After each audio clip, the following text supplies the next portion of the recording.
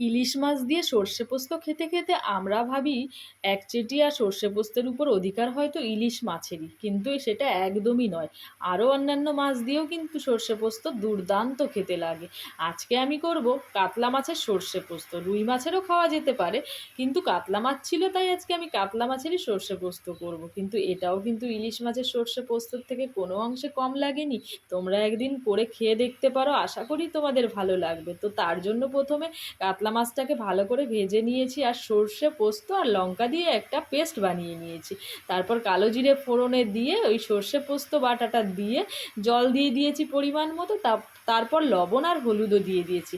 ঝোলটা ফুটে আসলে ওর মধ্যে মাছটা দিয়ে দিয়েছি। তারপর আবারও কিছুক্ষণ ফুটে ওঠার পর দিয়েছি দুটো চেরা কাঁচা লঙ্কা, আর কাঁচা লঙ্কাটা দিয়ে কিছুক্ষণ ঢেকেও দিয়েছিলাম। তারপর স্বাদটাকে ব্যালেন্সে আনার জন্য একটুখানি চিনিও দিয়েছি।